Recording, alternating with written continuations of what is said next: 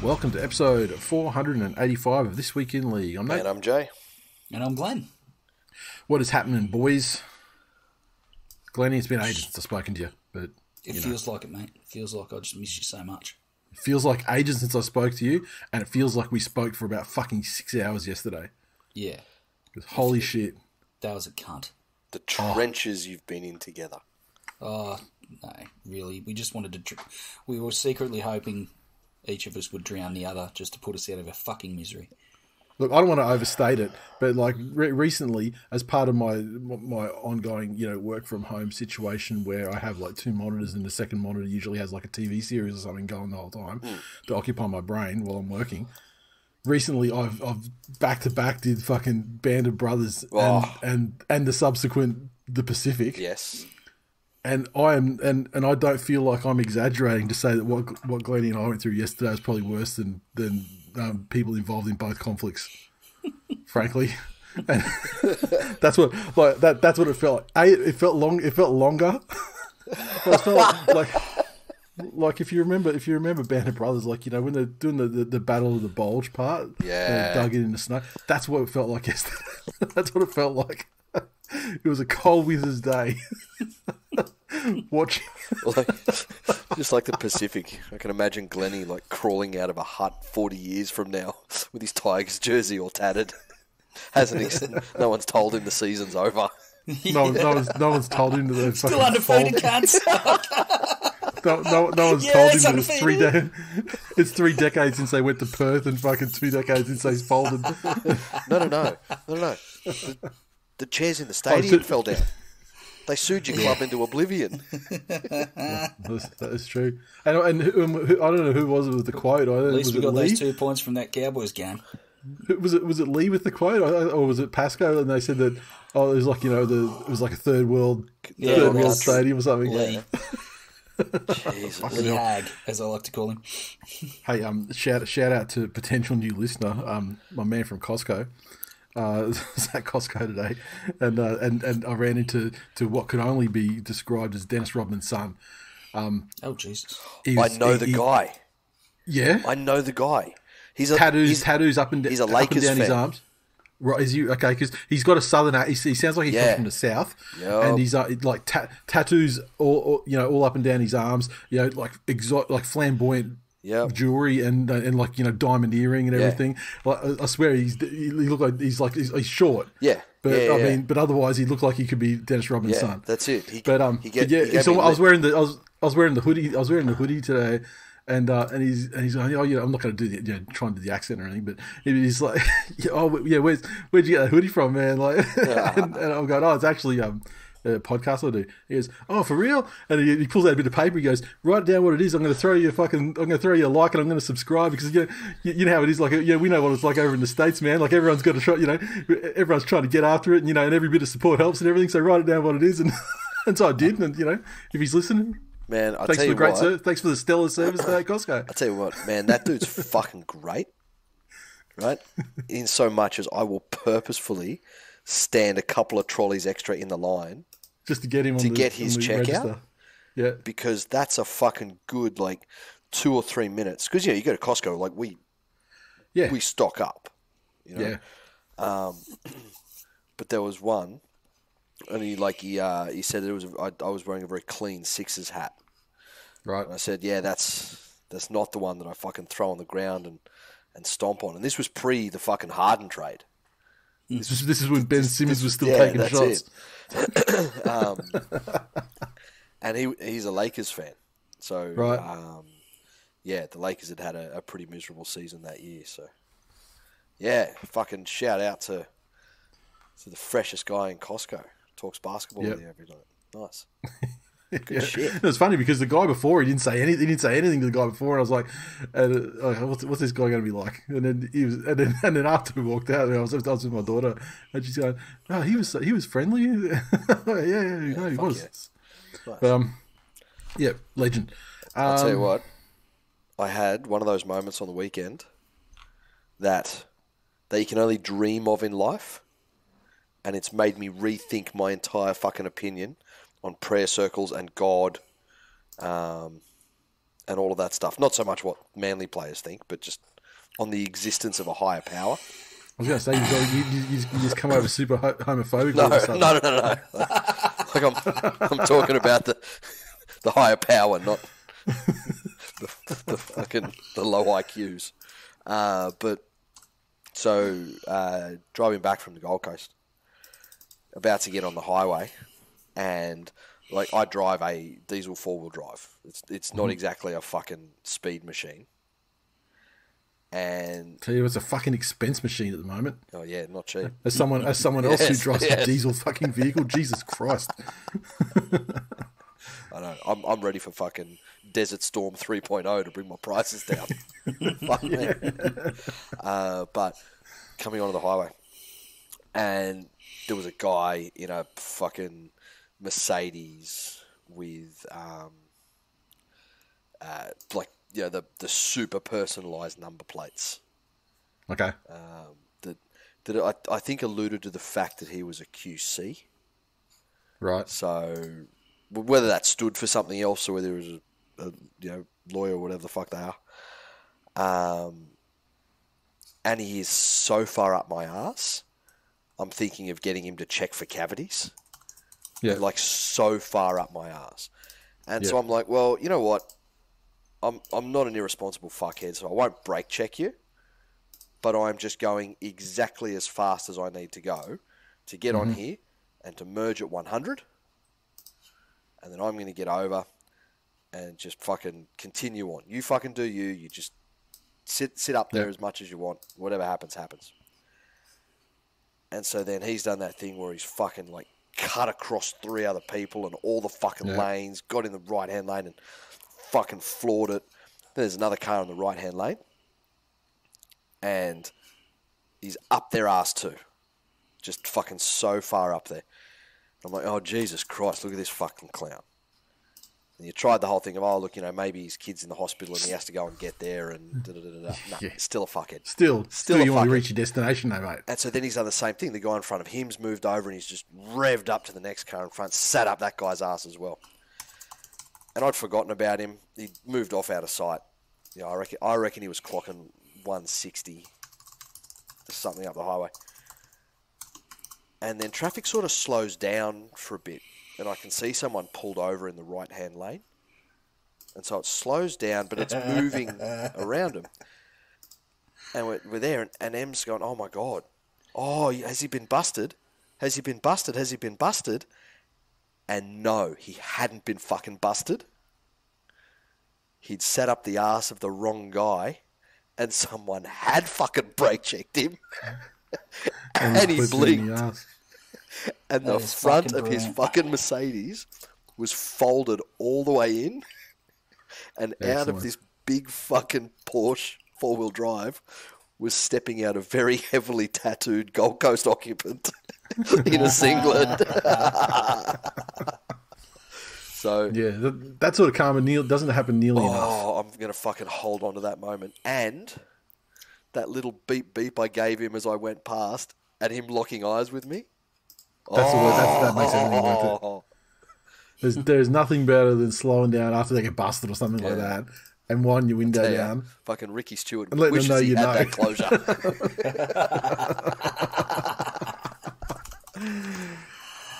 Oh, fucking brilliant. Lovely.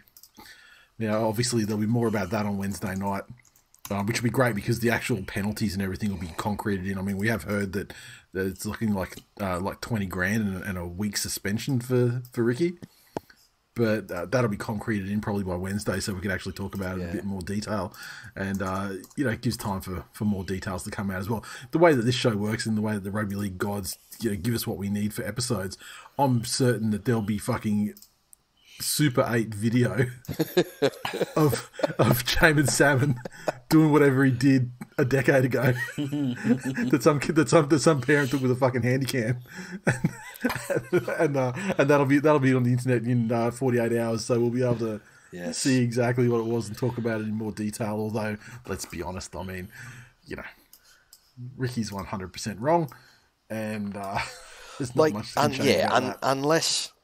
unless fucking Super 8 handy cam footage of Ricky's kid being black and 12-year-old Jamin burning a cross on his front lawn emerges, I'm not sure it's appropriate for Ricky to hold on to it.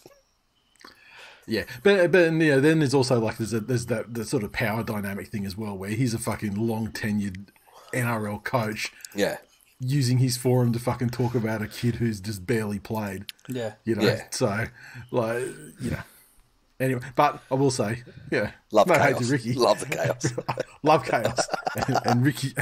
and Ricky Stewart is one of the premier fucking chaos agents in the NRL. And because he doesn't coach my team or any of our teams, just give that man a mic and fucking let him work. Like, and also, it does not affect me at all, except for enjoyment. But the other thing is, though, we also don't have that risk of him actually ever achieving anything ever again. Yeah. So it's very safe. Yeah, 100%. So very enjoyable, very safe. So it's not like it's going to be, oh fuck, this is Craig Bellamy going off the deep end. Like, yeah. So yes. Yeah, and then he uses that hatred just to fuel a fucking championship reign by his next side or whatever.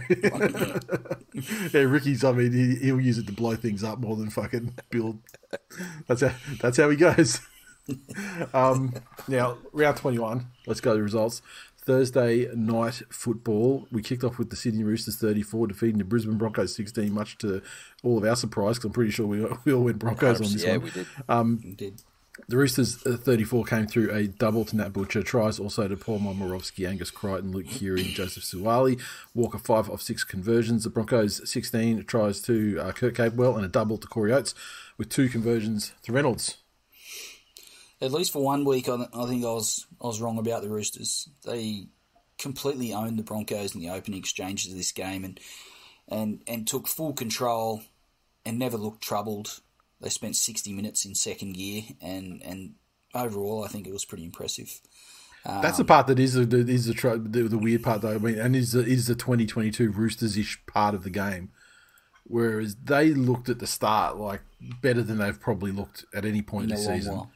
Yeah, but they still had that long tract of time where they're just literally going through emotions. They were the bang average Roosters that we've seen this year as well at times. But yeah, like Broncos, is the air getting let out of the tires? I think they should. Are they going to fucking slow down towards the end of the season? Has it all been too much? Lack of experience. I think we need more evidence than just this game, but I think they definitely should. What about the week before when they lost to the West fucking Tigers? Yeah, well, they were completely dominated by this class is 2 team. games. This is 2 games now, Glennie. 2 games and a hard run home, haven't they? Yeah, they have. So, they show they've got plenty of improving to do to be amongst the real contenders, and I'm not sure the Roosters can maintain the level that they showed when they were on fire in this game to be one of those contenders, but they showed Brisbane where they need to be. And Brisbane have shown on several occasions that they can match it, but it's about doing it when it counts. And if you're starting to put these sort of performances together, as you say, Nate, back to back, when we're really starting to get to the pointy end of the season and head into the finals, they've got to turn that around. Yeah, and the unfortunate thing for the Broncos is it's their defense that started to let them down. Like they still looked fairly slick in attack, and they've still got players out there that are very fucking dangerous, wherever they are on the field. Reynolds is still going to manage the game for them for the rest of the season. But it's in those effort areas, and especially in defence, where they let themselves down. There wasn't a time in this game, and one thing the Broncos were really good at this year compared to other years, were those lock-in periods, and you see the good teams do it. All of a sudden, there's a great kick, and Reynolds gives you more opportunities to do this than most. There's a fucking cracking kick. It's in a corner or on the goal line, and it pulls up just outside, and they're forced to work it away, and you can just tell everyone in that line is just like, righto, boys, everything you got, 5 tackles. Pin them in their 20, and that can turn the momentum in a game. And if you can do that a couple of sets in a row, you can break a lot of teams. But the defense of Broncos displayed this week and last week isn't up to the standard they had in the middle of the season. And I think that's probably the frustrating part if I'm a Broncos fan, is that they had an opportunity to bounce back. There was a game they should have won and got thoroughly beaten, and they didn't take the opportunity to answer the critics. Fair point. Anything else you want to say on that? No, not me. Not particularly. I mean, they've got the Broncos should split their games coming down the home stretch there, but depending on what they do with those games, coming the last 4 games of the season depends whether they're going to be one and done in the finals. Yeah, finishing like as probably potentially as low as 8th. I mean, I guess potentially they could finish out of the finals, but I don't see it happening. But I mean, could be as low as 8, or they could get themselves up to. I did see something. I did see something on Reddit today where someone had gone in and gone like they'd done every potential outcome of how high or how low teams can finish. Yep. A little bit of it was misleading because obviously there's some teams that, sure, they could finish as low as, but they're not going to lose to the Titans and the Warriors and the fucking Knights. Like the Broncos could easily finish 9th or 10th, provided teams underneath win all their games and in the way and they lose all their games. Yeah. But realistically, the Broncos, despite the way they're going, I mean, I think they've got the Knights covered. Yeah. Coming up this week. Yep. And that should be enough to get them home. Yeah, spot on. Unless they take some absolute fucking floggings. Joshua in the Facebook group said, Broncos got to learn some defence if they want to win this. Roosters jogging through the line. Claire, did anybody else see JWH and Radley spraying Sam Walker after that try? Yikes. Yeah. Rugby League World loved it too. Fuck yeah. Apparently Robbo loved it as well. Yeah, fuck yeah. Look, if it's fucking deserved, I think, I don't think the Roosters, anyone should really have, certainly within the Roosters organisation, should have a problem with it. And we've had our say about JWH and what he does, but it's vastly different him criticising someone, especially in an attacking play, than Gutho screaming at Sivo after fucking he blindly missed someone. Yeah, exactly. Alexander, legend of a guy. He said, "Sorry I'm late, boys. I was busy upvoting every comment shitting on Tessie on Reddit." That is funny. I think I replied to him, but it is funny with Tessie New where he came out in the media like the week before last when all the stuff was going on with Reece Walsh coming over to the Broncos next year, and he came out and said, "I'm ready to, I'm ready to make, it doesn't worry me that Reece Walsh is coming over. I'm here to stamp my fucking name on that number 1 jersey." And I'm like, fucking mate. You're not even number 1 before Reece Walsh even comes over. I mean, Tamari Martin's fucking had you all season, mate. And the only reason he's not going to have you next year is because they're swapping him for Reece Walsh. And he's not going to be at the fucking club anymore. Oh, God. Jason said, Victor's jersey looks like the rear windscreen of Vincent Vega's car. He was gushing a bit, wasn't he? That was Tristan, a bad one. Yeah. He said, I reckon I could fill a schooner quicker out of Radley's cut than out of a tap. Love to see some claret. Yeah. I mean, the uncharitable people would say that he's a cunt and it was his time of the month, but... Cruzy. He said, bunch of peanuts, go back to Q Cup, most of you twats. I tell you, Cruzy's fucking been enjoying this season as a Broncos fan, but geez, he turns quick. Doesn't he? I was going to say... Turns quick. Even this performance was objectively better than anything you've dished up for the last 2 years. Yeah, more or less. Fucking hell. Yes, there that you entitled go. That entitled Broncos fan base attitude. To me, that's a guy that... Oh, God. It's like 2 years, there's absolute amnesia. Yeah. They have a season where they're in the 8th for the majority of the season, and all of a sudden they've forgotten the last fucking 2 years. That's Come on. That's a guy that buys $14 milkshakes for his son. 5 years ago. That was a long time ago. When shit was cheap too. I was going to say that was a long fucking time ago. What a pull. I'm hanging on like Ricky. It's literally a joke for like you, me, and him, and his son. I mean, who's probably now 21. Yeah. And even he's looking back now. He's got to go out there and earn a living for himself. He's like, God damn, what were you buying me $15 milkshakes for? Could have had a life. Could have had a car, man. Investments, Dad. Now I've got to eat these fucking baby ducks. Could have had fully fucking grown duck to eat. Exactly. I could have sold those ducks. Could have had Peking duck instead of this fucking half-form balut. Yeah. All right. Friday, the pub slot game. The Melbourne Storm 32 defeated the Titans 14 down at Amy Park. Where else? The Storm had 32 points by virtue of a hat-trick to Cameron Munster. Coates, Bromwich and Young Tonopea with tries, Munster 4 conversions. The Titans 14 tries to Firma, SSE and Brian Kelly with Tanner Boyd 1 conversion. As we continued, incomplete round or fucking inconsistent round, where another team come out of the blocks, looked fucking lethal, and what they shot out to, 16-0 in a matter of minutes, and looked like they were going to absolutely fucking annihilate the Titans. Yep. And then we sit back into what was, again, like a thoroughly unenjoyable, weird fucking grind. Still obviously work to be done in Melbourne. And I feel like a couple of the kinks were ironed out, but certainly not enough to put them back on the same pedestal that they enjoyed for much of the early and mid part of the season there. I wouldn't say by any stretch of the imagination that they're out of the slump or the funk that they were in. And one real positive, obviously, Munster, I thought he was outstanding, delivered some big moments, which ultimately were the difference in the game. Scored a hat-trick. And so Storm, whilst not dominant from start to finish, and as I said, still plenty of work to be done. Yeah. I guess they dispatched the Titans without really getting out of fucking third gear. Yeah, it's very reminiscent of the Roosters game though. Like if you had have polled me after the first 30 minutes of those two games, 80-0. I would have been very bullish on fucking the rest of the season for the Roosters and the finals prospects for the Roosters, and also I would have been saying, oh yeah, look, the Storm, they're back. Yeah.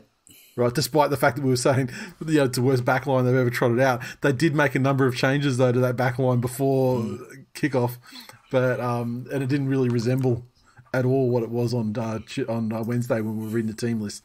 Yeah. But despite that, they still looked amazing, and then looked less than amazing for almost every minute thereafter.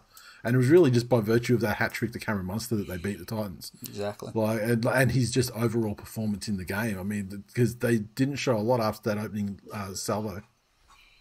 Correct. Well, yeah, you're probably right, mate. And it's also, like the Roosters game, a case of the opposition determined the outcome more so than any team being great or being back.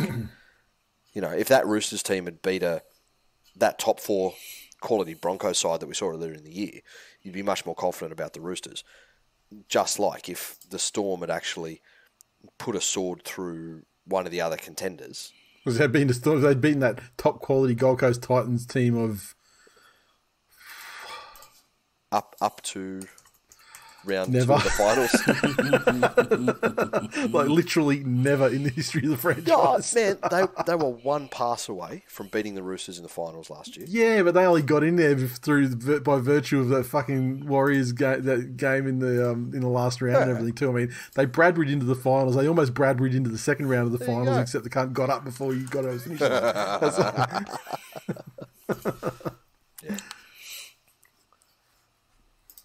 What do we have there? Chris, he said you can take the Noffer out of Tiger Town, but you can't take the Tiger Town out of Noffer.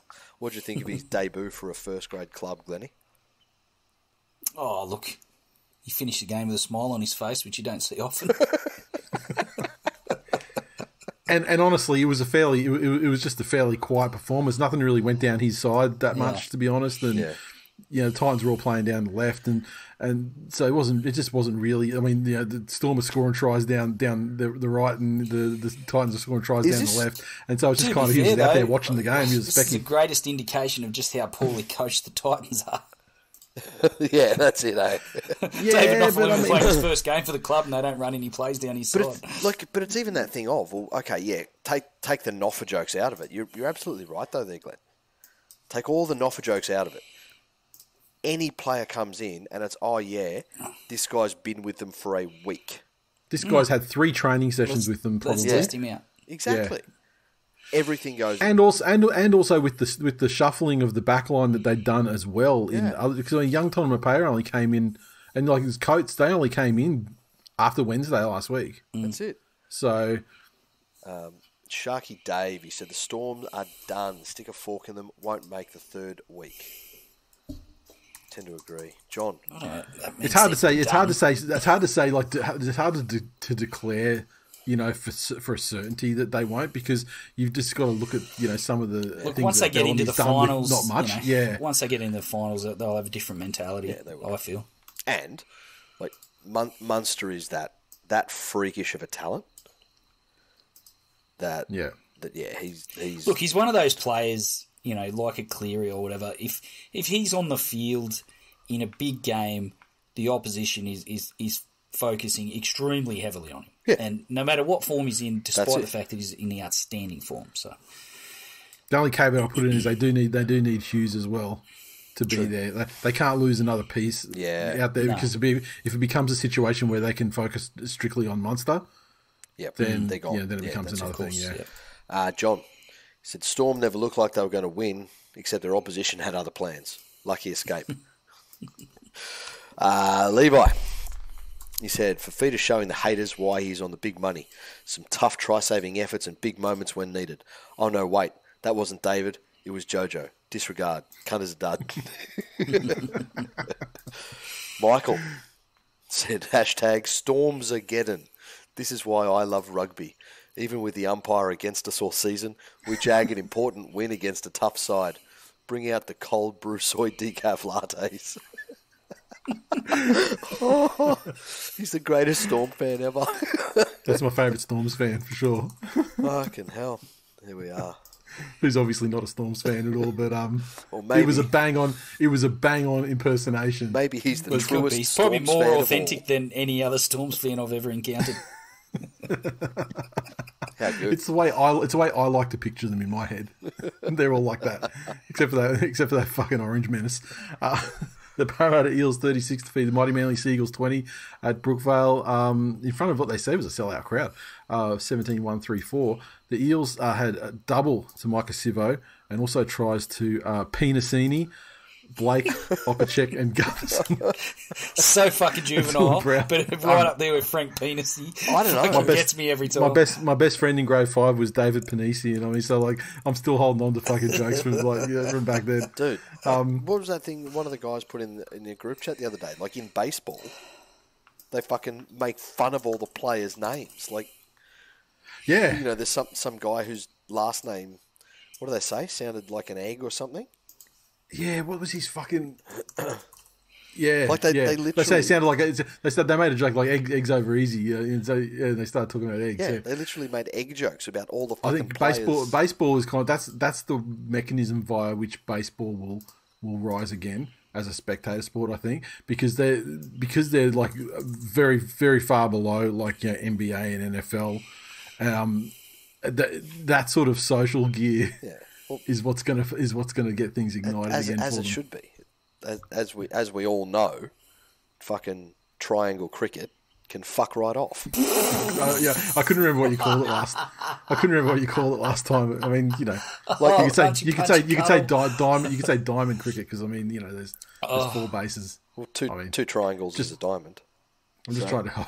I'm just trying to get your sledges accurate. Because double triangle cricket. Because the baseball fan will come at you. Yeah, exactly. Like probably. There's probably one that listens to this show, maybe 2 max. They're only allowed to run a certain amount at one time, so I reckon I'm pretty fucking safe. How many punchy cuddle fans came at you, or spinny tights fans came at you? Fucking ignorant cunt. Yeah. Oh, wait till I call soccer singy nothing ball. Yeah, that one I can get behind. Fucking triangle cricket. Yeah, triangle cricket. This cunt. I'd make it the title of the episode, but I just don't want to fucking encourage it. I don't want to reinforce it. I don't want to reinforce this kind of behaviour. There's no fucking 2020 teams with a caricature of an Indigenous Australian as their fucking mascot. Yeah, but that doesn't exist anymore either. They've changed that. Yeah, but we didn't even have that. Like, we're pretty fucking racist. Like, we did some evil... but I mean, we did have that feel. I mean, like I mean, the rugby league community. I mean, we did have that field out Ipswich way that was like, that was like named some guy, N-word. It was legitimately like like Ray N-word Brown or whatever his name was, Royal. Yeah, like, I mean, that's pretty fucking out there. Oh yeah, no, that's bad. and that only got changed like far too recently. Yeah, true. Like, so I think that's a bit, that's potentially more offensive than Chief Wahoo on a hat. Yeah, but a suburban ground in the most racist place in the country, I mean, Ipswich is not Toowoomba as much as you'd like it to be. I mean, whilst it is Toowoomba and Jace, I mean, it's... Oh, God. I fucking was waiting for it, and there it is. It always comes back to Toowoomba, doesn't it? It fucking doesn't it? What? Diggertown, which is the name that they changed it to after public sentiment started turning against them. And a few people publicly fucked up when they were trying to pronounce it. Yeah. And it didn't take It all got a little hard. I'll tell you what. And it didn't take as much paint to change it, they just changed one letter. Yeah. I'll tell you, Lo, it's good for fucking the economy. Capitalism reigns again in Toowoomba. They've started to let other brands of cheeses back in the supermarket after their favourite changed the name.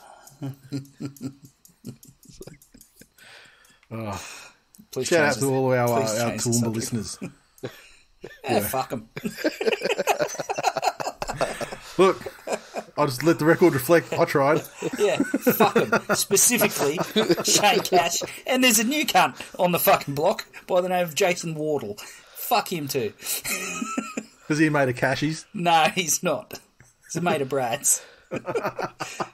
Apparently, his new goal in life, very successful man, I might add. Yeah. And spent a fair bit of time with him over the weekend. Very successful man. His number one goal in life currently is not to see his two lovely children through, their great education or their sporting pursuits, or to fucking go on a lovely holiday with his wife, he's punching above his weight. But anyway, his number one goal in life is to appear in, or have his voice appear on this very podcast.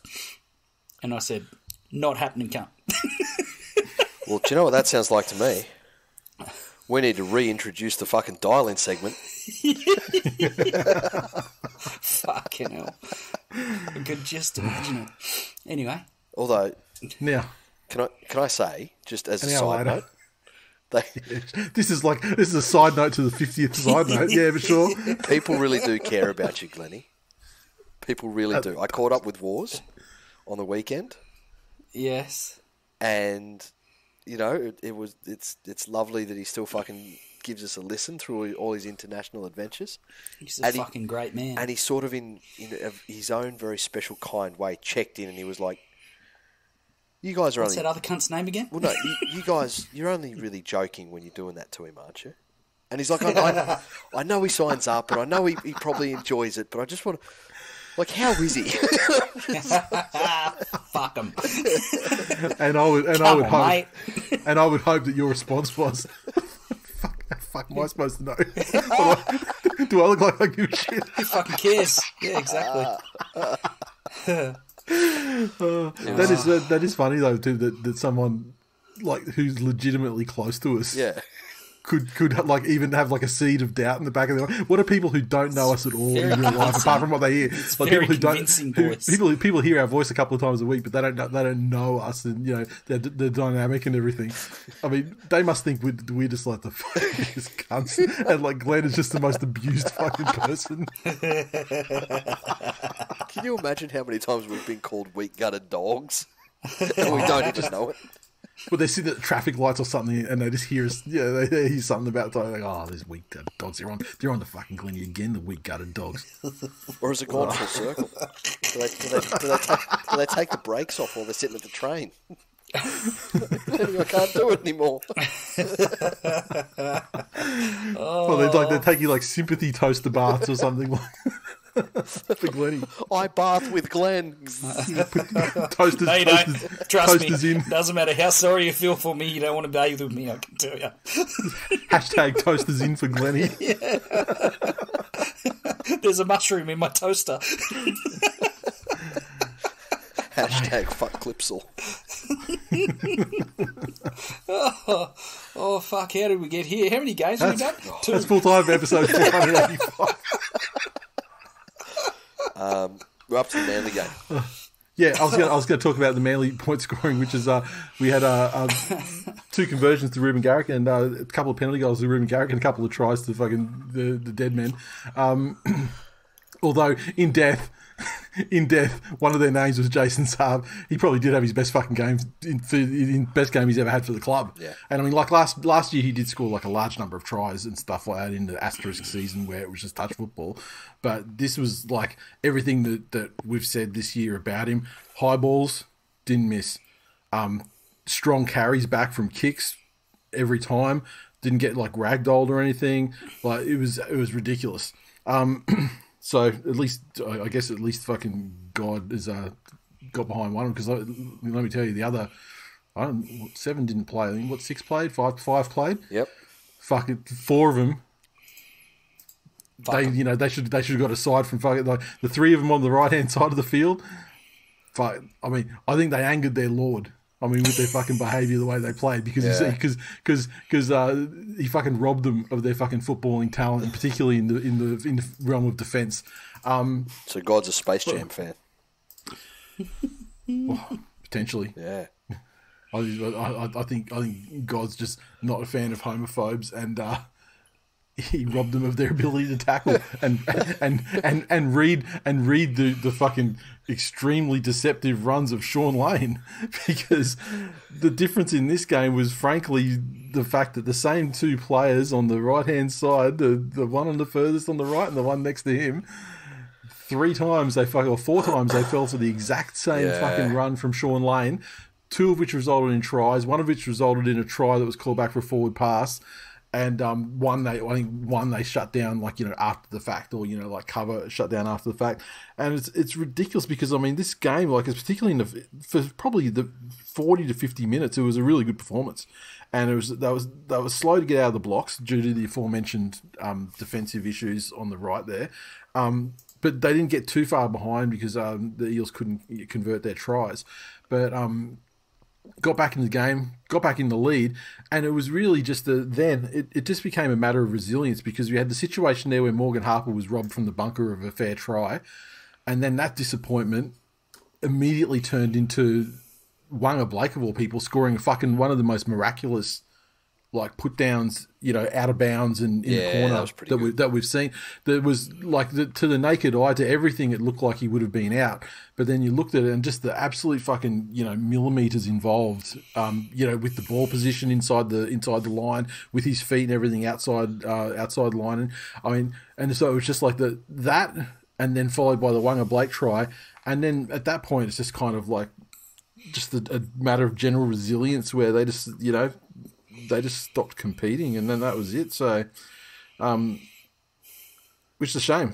It's probably the tale of the season, to be honest. I mean, apart from injuries and other fucking just weird bullshit going on, the third fucking pillar of the season has just been playing like fucking champions for 50 minutes and playing like shit for 30 and costing them games, and that's happened probably 3 or 4 times. And at the end of the season, when they do the debrief, that's going to be the fucking story.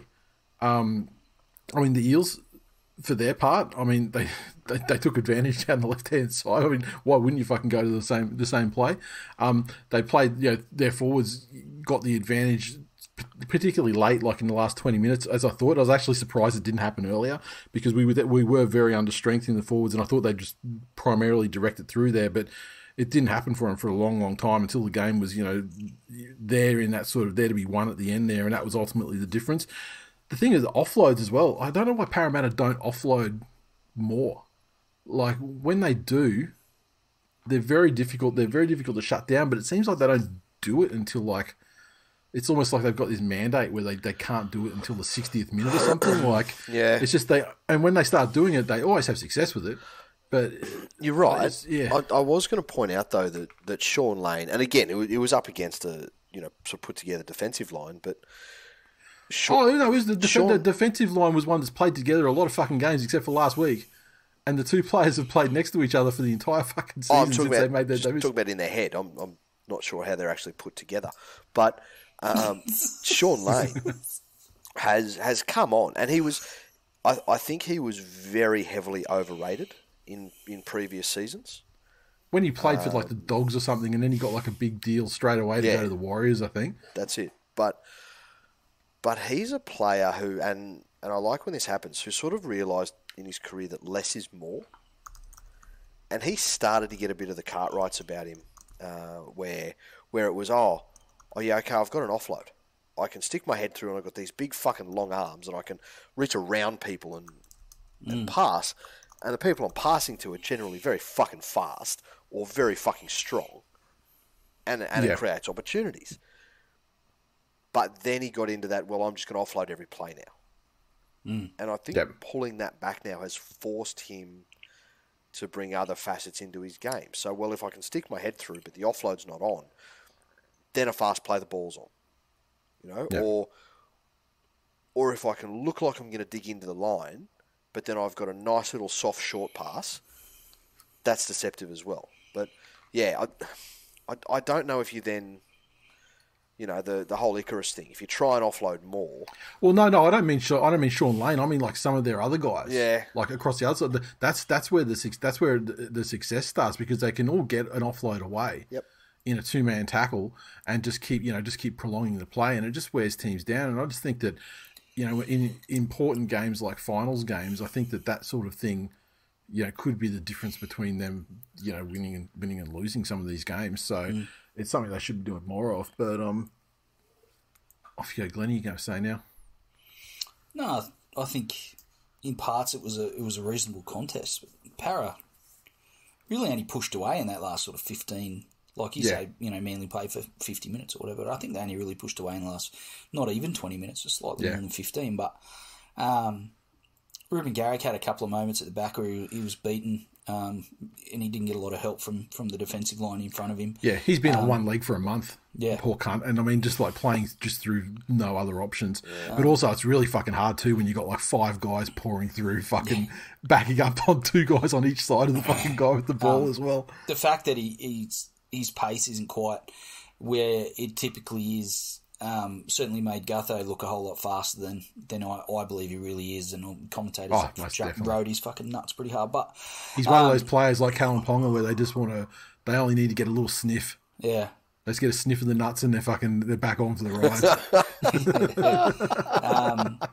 One positive that I took away from Para's performance is the fact that Dylan Brown really stepped up and you know is looking like he's going to pick up a lot of the slack in Moses' absence. And the thing is, he has to try and carve out his pathway where he can do it when Moses is there. Exactly. Yeah. And I think games like this where Mitch Moses isn't is part of that process. Obviously, he's going to have to put it into practice when he comes back. But he's been a real shining light for Para for the large part of this season.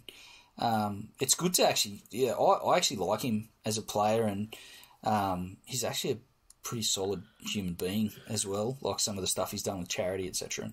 And it's good to see him take full advantage of the opportunities that he's having as a one of the focal points of Para's attack. Well, it's only getting better for him too, because I mean he'll be playing for New Zealand in the halves with Jerome Hughes most probably as well in the World Cup. So. Yeah, fuck yeah. Socials on that one. Michael, it's the first 2 tries coming down DCE's side after he shoots out of the line. Coincidence? I think not. Well, I mean, considering it was over fucking one further over the other side where it all happened. Yeah. Ben said, cool as HIA test is, recite Leviticus 19:19. He's safe. Yeah, it must have been too, because I mean these days you don't see people come back from HIAs that often. I mean, I don't know what the statistic is, but it feels more often. Maybe it's just fucking some sort of confirmation bias or whatever. But it feels like to me that when someone goes off for one of those, that probably 2/3 of the time they're probably not coming back. Yeah. Well, geez, I reckon that may be because now they're done by an independent doctor and not the club doctor. No, correlation isn't always causality, but Well, I mean, like, are you going to try and convince me that clubs are going to leave players on, to the detriment of their health for the purpose of winning football games? No. I mean, next thing you'll be telling me they're businesses. Daniel, he said you are hearing it less and less now. And then he followed up with, what odds would you get at the beginning of the year that the only hosts team to beat Para would be Real Dad? That's a fucking great one. Yeah, that is a great one. Jesus Christ. Decent stat. I can get behind that. When you put it like that. What a fucking shit year. There you go. Next game. And but watch these fucking Eels not even get to the grand final though. No. Despite that, but hey, you beat our teams. That's it. Bully for you. The Rabbits 48 defeat the Warriors 10 up at Sunshine Coast.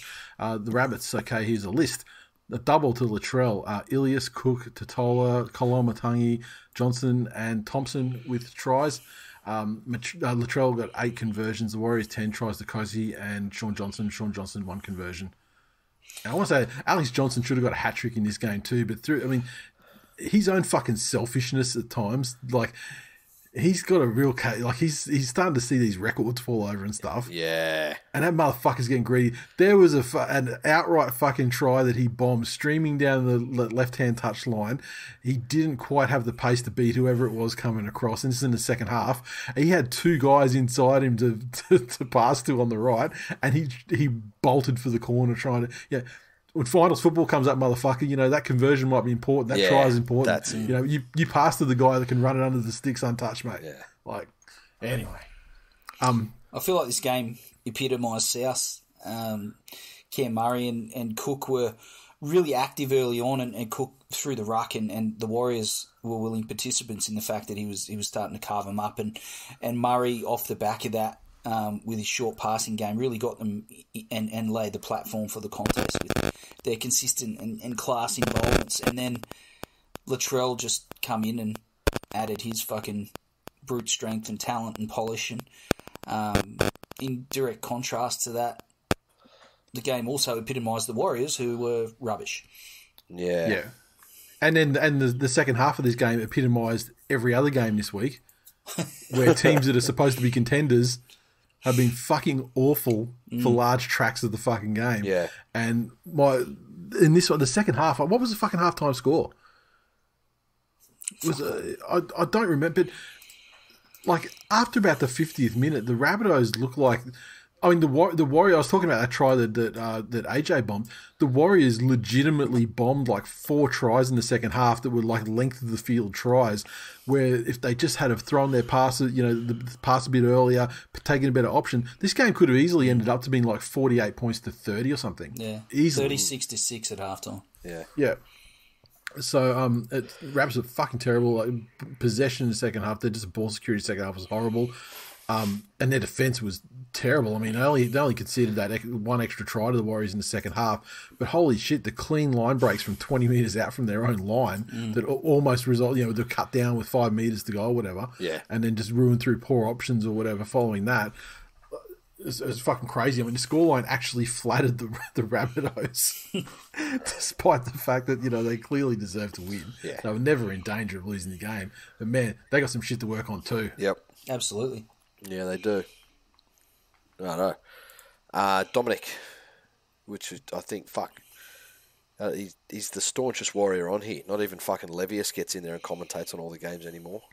He's too busy getting yoked down the Gold Coast. Dominic, he said, for the amount of defence the Warriors have done this year, you'd think they'd be good at it. However, their kickoffs, perfection.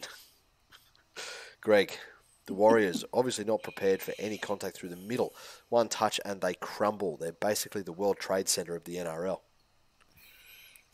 Hayden said, and it's going to be a cricket score put on the Warriors. Think they're just looking forward to the end of year trip and anything at the moment. Shit defense, shit mentality, shit on attack. Shit go of a game from the Warriors. Fuck, not even the scaffolders want to claim them. Ouch. There you go. Got the scaffolders fucking stepping off. Next game. The Panthers 26 defeated the Raiders 6 in Canberra.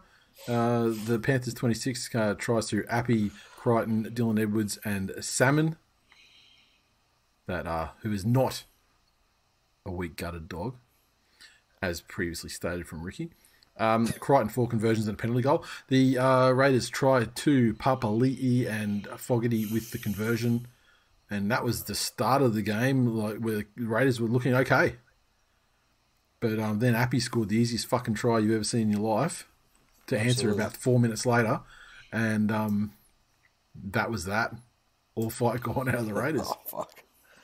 I'll tell you, I didn't get to see this game. I was at a friend's 40th Saturday evening, and haven't had 80 minutes to spare to sit down and watch it. I do want to watch it later in the week. Just watch the mini. I mean, it's not great.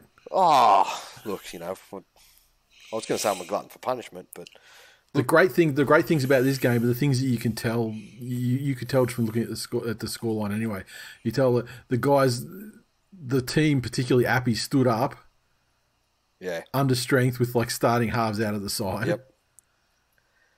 And yeah, that's it. Just looking at this is very very unrecent Raiders-ish. Yeah. I think the Raiders got in their own heads. There was a bit of chat in the lead up to the game about, you know, the ambush and all the fucking rest of it, and I think they had visions of making a real statement about where they are in comparison to the top teams such as the Panthers, even though they were on strength. I'm not a military tactician either, but generally the idea of an ambush is you don't say there's going to be an ambush before the ambush is set to take place. I feel like telling someone that you're going to ambush them is counterproductive to the process. Yeah, I mean, it ceases to become an ambush at that point, right? Exactly. Yes. So whilst Canberra did make a statement, I think they said way more about where they aren't than where they are. Yeah. So their statement is that their season is over. But here's the thing, though. That would have been something that was, you know, pre-prepared a couple of weeks ago or even a week ago before that current Panthers squad rolled into town. Because that was the wrong fucking angle to take. It's not, we've got an ambush prepared for these fucking arrogant Panthers. This is, you know, we're going to take this opportunity against an understrength side and really put our best foot forward and blah, blah, blah, blah, blah. That's what Penrith do. They show you who you truly are. And the Raiders scored first, and it was the longest fucking fade in the history of the NRL. Didn't even wait till the second half.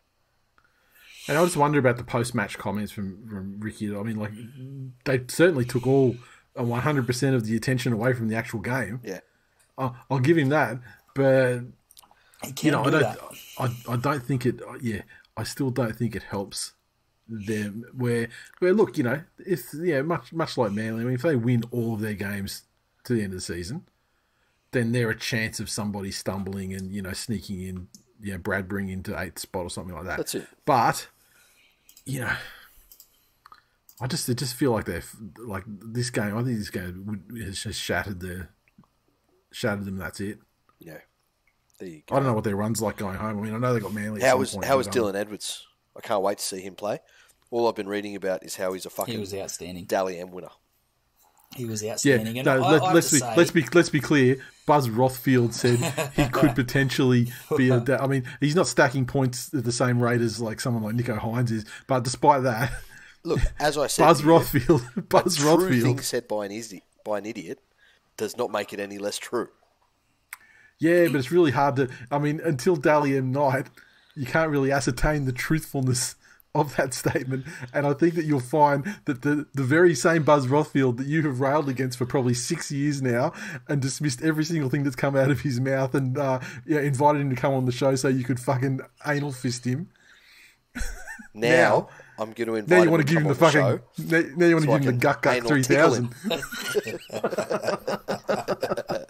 Fuck me dead. Oh no! I Edwards still fucking hate everything that guy stands for. Sorry, Glennie. Except you were praising Dylan. Look, I have to say, I've been a fairly vocal critic of Dylan Edwards, and I have been of the opinion that you can get at him if you kick to him often enough. I think he's worked hard on that area of his game where he, you know, by his own admission, had some errors in his game, but I was impressed. He played hurt. he rallied the defence, and he stood up as a leader, and he fucking pushed up through the middle. He was always there in support, even playing hurt. And, you have to give a guy credit for the... Canberra doesn't have a small pack either, and he was still right there in the middle whenever there was a quick play of the ball to work off the back of Appy's darts out of dummy half. And, the chances of being hurt more by copping a short ball and then getting blindsided by one of those Canberra forwards is a very real prospect for him, and he didn't miss a beat. So you got to give the guy credit. Yeah, fuck yeah. Perfect. So the final word I would say about Canberra is actually they can't be done for the season, because apart from the game against Manly they're going to lose, they're going to be playing the Dragons. Don't worry, they're going to be playing the Knights, and then I think they finish up against the Tigers. So they've got a solid fucking 3 wins. So if a bunch of teams capitulate, there is a slight chance for them. Fuck yeah. Jason. All right, socials. Said Hudson Young has been learning from the Jack Whiten school. Always exciting, often unpredictable, rarely intelligent. He's been fucking good for them over this last run. He's been better than some of them more someone traditionally who's been a great performer than Elliot Whitehead's been fucking he's been fading, much like the trajectory of the club. And Hudson Young, I mean, he takes mana from fucking the goop that, around eyeballs and stuff like that, and he's converted into talent. So he's the fucking Corinthian. Fucking hell. Funny you say that, because the next comment is Jake, who said Elliot Whitehead moves about as well as Alex McKinnon. I'm fucking dumbfounded how he gets picked every week, captain or not. Oh, wow. John, he said every week it's getting harder to make the 8. Is this the Raiders season? I hope not. Great second half either way. Terry said 6-0 up and the faders fade. The fucking arrogance go to their house, missing our 3 best players and put on a clinic.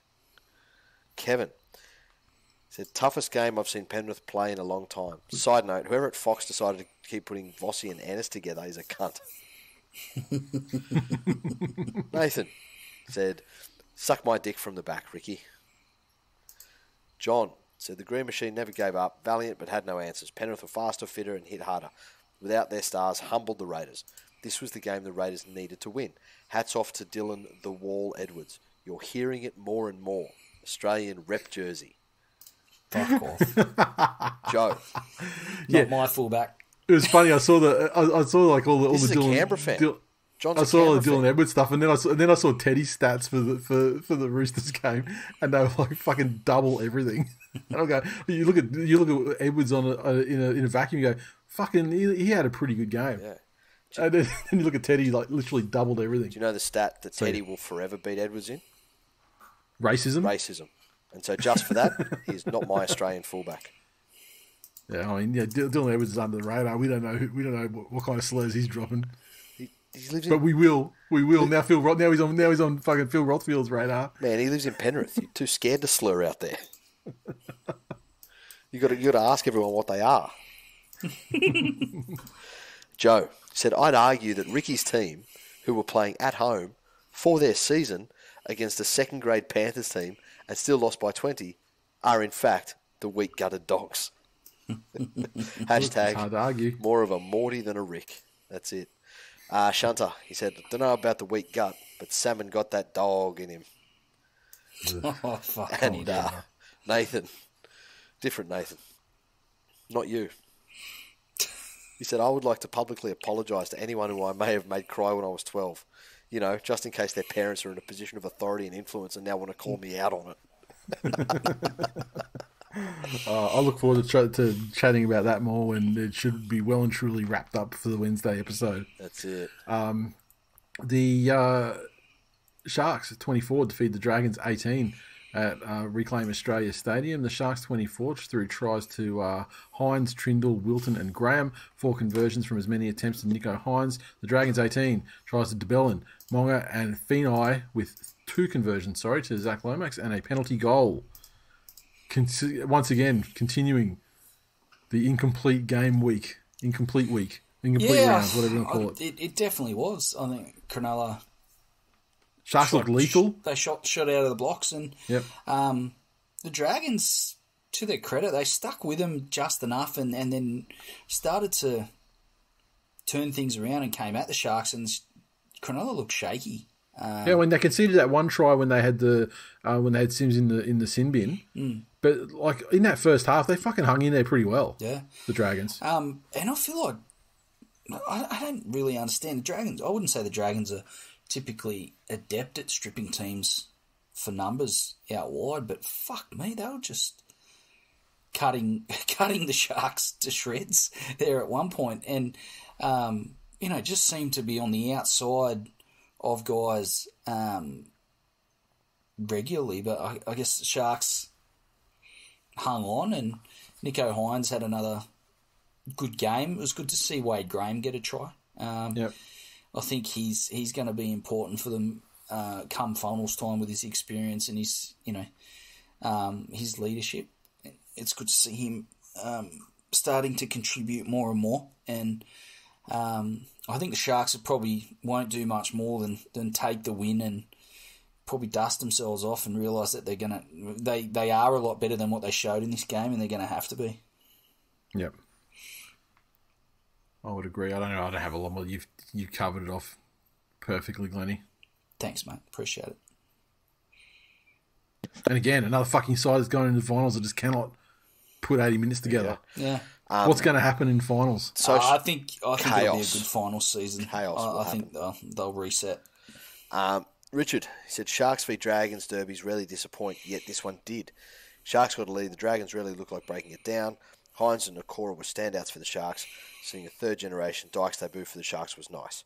He showed some glimpses early as to why he got his chance. For the Dragons, Hunt played almost alone hands. Sims, sin bin aside, was really solid. Bird and DeBellet had some effort plays, but the Dragons are about as creative as the days of our live scriptwriters. Fuck. How they've won 9 games is a mystery. And the other comment here sums it up. Again, I was at a 40th, and Chris said, admin sent to the bin for putting up the game thread over an hour after the game is over. So, yes. I went to post now, what about... Mate, what the fuck are you doing with a life? Fuck, be dead. Just fucking get that shit loaded. Now, what about the sim bin for Sims? The sim should have been binned? Been sufficient? Should have been sent off? I think I've seen them sent, and as we all have, I think it was forceful, and there was contact with the head. Typically, that's... it's up to the... Didn't they say it's 2 out of 3? Contact with the head, forceful, and late. They're the 3 parameters they judge them on now. Yeah. And 2 out of the... late, yeah. Oh, well, no. So if you've passed the ball... If you've got 2 out of those 3. Yeah, two out of those 3. So forceful and late should be enough. Now, that's to go to the bin, though, not to get sent off. Yeah, okay. So, I don't know. Like it definitely was to the head, and it was definitely forceful. I mean, it was aided and abetted, I think, though, by the Sharks player was definitely falling into it, and he wasn't swinging his arm upwards or going for a big. He was going for like a solid hit, but his arm was so low he was going to wrap. It was like he was going for heavy contact, wrap the ball, and the guy sort of falling into a position where he sort of got him with his bicep or whatever. Yeah. So, but yeah, that ends his Dragons' career because he's taken the plea, so he's gone for the next 4 weeks. Yeah, and he shall resume his career. Storms, my mistake. Yeah, there you go. So we move to Sunday and Bundaberg, where the North Queensland Cowboys 28 defeated the Canterbury Bankstown Bulldogs 14, and the Cowboys a double to Scott Drinkwater. Luciano Leilua, Chad Townsend, and Griffin Neem also with tries. Val 3 conversions and a penalty goal. The Doggies 14 tries to who else? The Fox, Burton, Flanagan, and Burton 1 conversion. Down 10-0 after 30 minutes. The Cowboys showed some composure to work themselves back into the game and ended up with full control of the contest. And a lot of that was, Leilua had a real impact on the game and did some great things. And Drinkwater, who I believe is developing a real knack for coming up with clutch plays for the Cowboys. He's done it time and time again this season. And he was instrumental in the Cowboys, getting their way back into the game, but then pulling away. For the Bulldogs, young Carraz is a real positive for them. I think you can see him growing in confidence with more time in first grade and more games under his belt. He's a real talent and just seems to be one of those guys that is around the ball. When he's around the ball, good things happen, and it's good to have, for the Bulldogs at least, it's good for them to have another potential point of attack in the coming seasons, rather than just relying on Burton and the Fox every play. So, I think the Cowboys again. They won't be fucking telling their grandkids about this performance, but it's an important win nonetheless.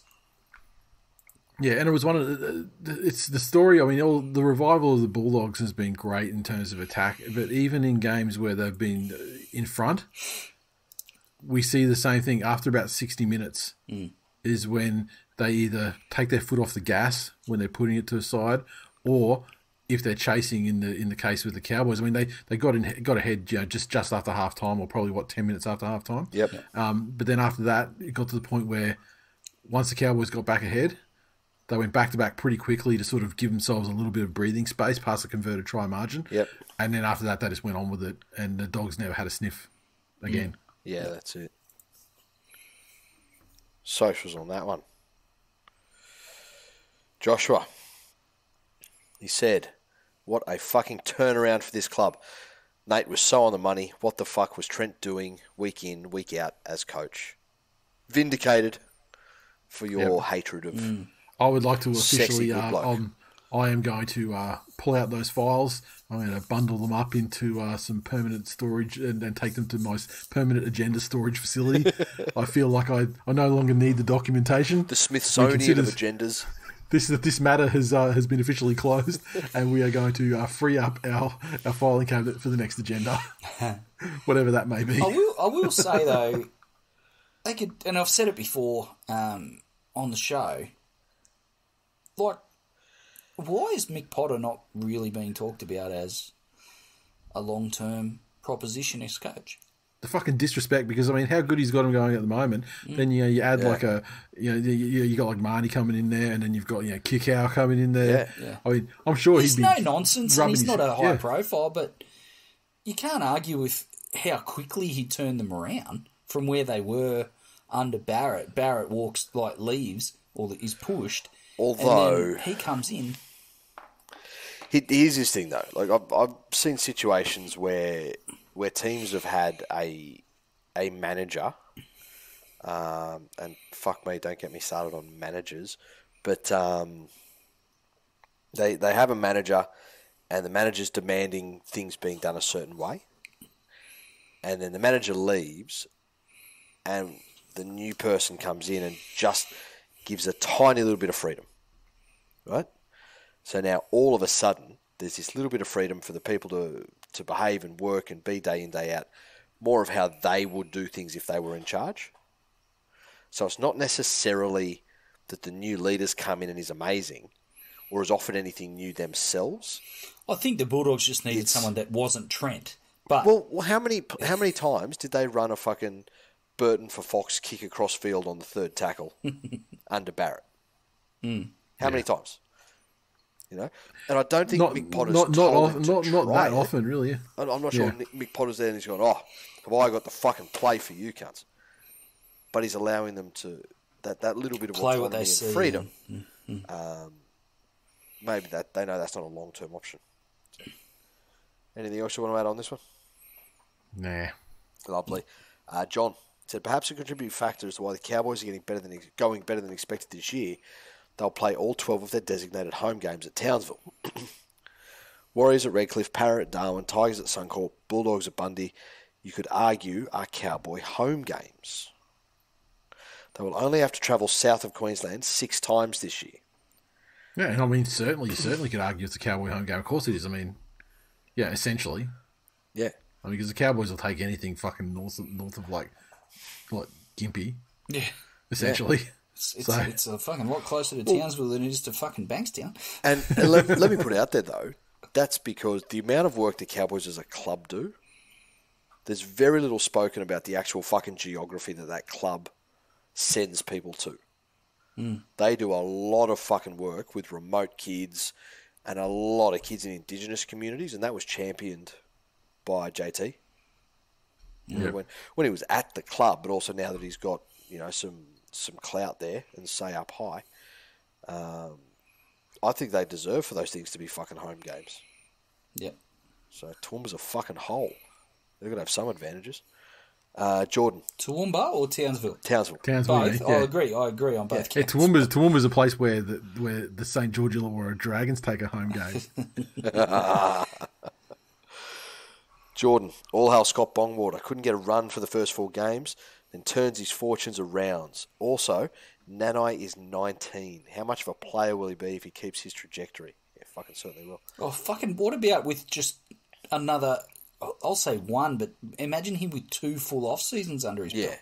Yeah, I know. That footwork, that speed, that explosiveness, and an extra fucking 10 kilos of raw fucking... Jesus Christ. And the thing is, like, fuck out of here. he has all those great athletic attributes, but he also has that ability to find himself in the right place at the right time as well. Well, it's more... It's the fucking want.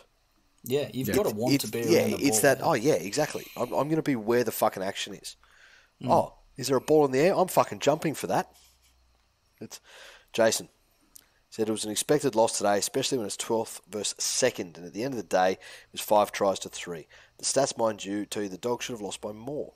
They had 45% possession, 60% completion rate, ran 600 metres less, and had over 30 missed tackles. Those numbers there tell me this is still a long way to go to be competitive week in, week out. Still, we are on the improve, unlike other teams who are, let's say, on the decline. Nice. Liam, that was like watching a boxing match between Stephen Hawke... Oh, hang on, don't worry. On to the next game. That was a Tigers one. Whoops. Yeah, and 100% correct. I've not... Yeah, I don't know the rest of it, but I agree wholeheartedly. The Newcastle Knights 14 defeated the West Tigers 10 at Campbelltown, and the Knights, their 14, came through a double to Inari Tuala.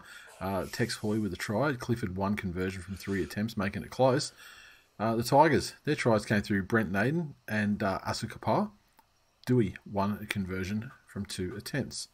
Now, patrons, you'll find in your feed a Game Companion membesode where myself and Glennie spoke about this game as we watched it live in the second half. So if you feel if you are feeling I don't know, like self-loathing or if cutting your own dick off didn't do it for you, fire up the KO, get to the second half and wait for us to tell you where to sink it, and you can listen to 2 men experiencing unfathomable levels of suffering and obligation. Glennie, you do it. You talk about this, please. Look, what a pack of cunts who played another pack of cunts who just happened to score more points on the day.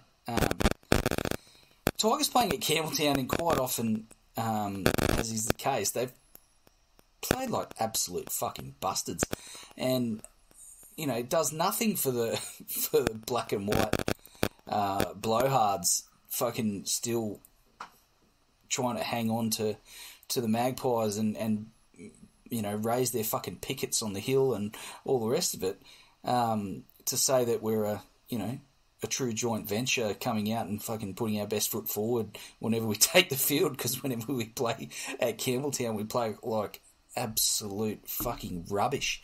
The 99 Magpies. Yeah. It could be just a real tip of the cap, but no one realises it, and they just realised how poor we are. We missed Jacko badly. I thought Jock Madden tried his best. Sorry, no. Can you just give the explanation you gave in the group chat as to why Jacko's so important to the Tigers? I think I expect it's the same thing what I said to Glennie yesterday, but it's he touches it 50 times a half, let's say 45, 50 times a half. Yep. And the benefit of Hastings, we've said that he touches it so often, but he doesn't really do a lot with it. Like he's not like massively over the top in terms of like try assists and that sort of thing. And like busts and whatever line break assists. But he got 50 touches a half, and so his true value is that in games where he plays and gets 50 touches a half, that's 50 touches that don't have to be distributed evenly amongst the other 16 spastics Frittatas. in the West Tigers. Yeah, in the West Tigers side. And because let me tell you, I do not disagree with that. A solid Jackson analysis. Hastings touch, even if he goes to ground with ball in hand, is 1,000 times better than one of these ones where, like, someone drops it or passes it into someone's head or whatever the fuck. Over the sideline or that's fucking whatever. Yeah. No, from the moment Newcastle kicked in behind Ken Mamalo, who took the field with what looked like a bionic knee that, rather than being surgically inserted, had just been put on with tape, and he couldn't turn. Well, I think he was still turning as TWiL put the ball down.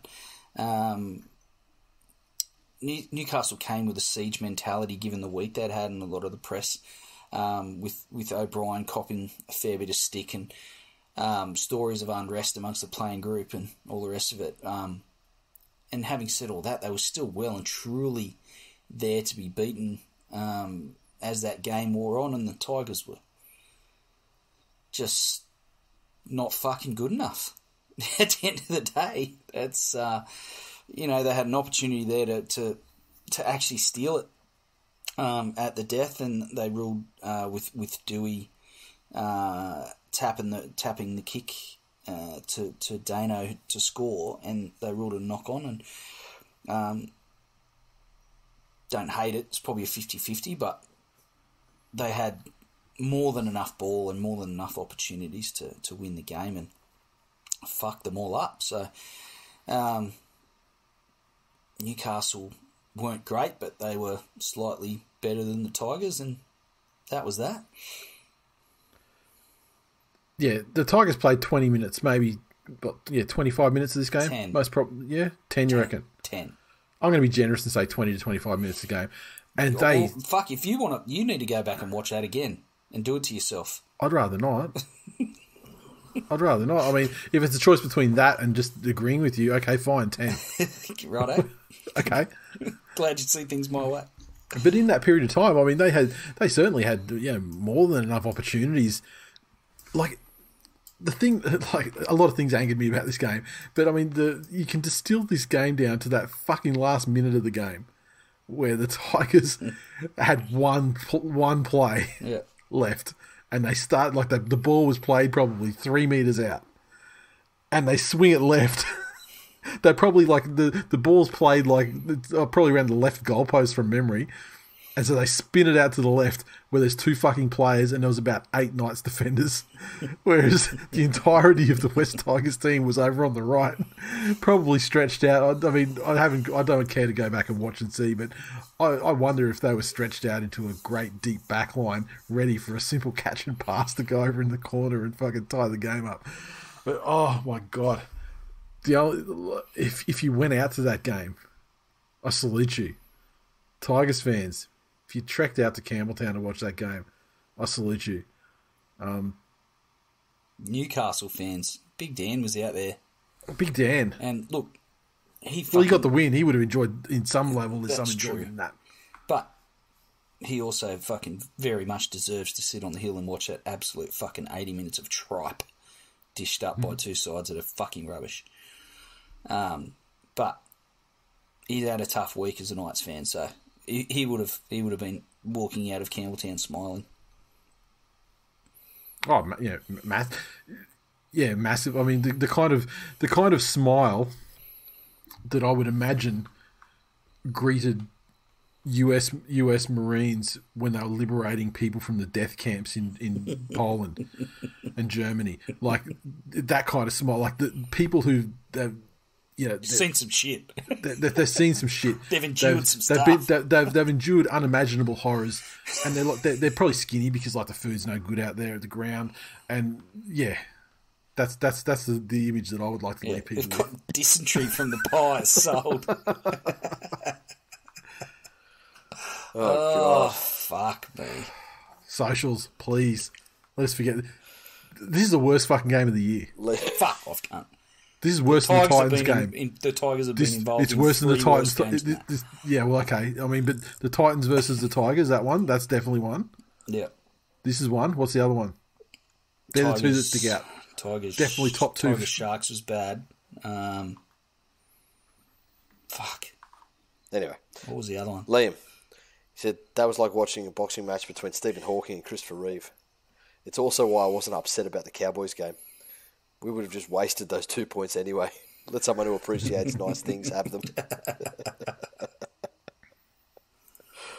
Jared. He said, I fully blame Glenn for this performance. Gronking off in the preview ep. Yeah. Ross. Got it in my game. I don't know what to do with myself after we win. I had my rant, refs faulting already written. Isaac, he said, with some luck we come away with a win. Luckily we were playing the Tigers, and the Tiger will Tiger. Nick, he said, the Knights beat the Tigers, who beat Para, who beat Penrith. If only the NRL was a meritocracy. 3 degrees of separation. The Tigers should have lost fucking 3 games in 2 seasons. There you go. So, round 21 in the books. Done. And that concludes episode 485. As always, thanks to new listeners. Thank you for the new people in the Facebook group. And there's quite an influx today because Stepdad, I noticed, did put a post up there on our Facebook page to say, hey, no action here, all the action's in the group, which did spur some more sign-ups, which is great to see. So welcome to the group, those people. If you don't know what the fuck I'm talking about, go to Facebook, search for the group #TWiLNation, or go to our page, This Week in League, and you'll see there'll be links over there for you to get in there. And jump in the Facebook group and get amongst it. If you'd like to support the show, consider becoming a patron at patreon.com/This Week in League. Extra episodes, merch drops, and more. Check your tier. It's fucking great. And there's a back catalogue of over 100 hours of content. Do we need to rename a tier? Already. One tier. Porridge? So it's the tier of porridge? Yeah, well, you think of the inclusions and the way that the way that's, I mean, like, you know, how easy is it to post a Snaplock bag? I was going to say, although that reminds me after we stopped recording, I had a special request from someone, one of the members. So that we will, because we do serve our members, we will absolutely grant them their request, and so look out for that. If you made a special request, look out for that over the coming weeks as the merch starts to come in from the drops, the mid-year drops. Well done. Anything else, fellas, that we would like to discuss before we pull the pin on this one? Nope. No, I'm done. All right. On that note, then, thanks for listening, and we will talk to you guys again in a couple of days. That you will.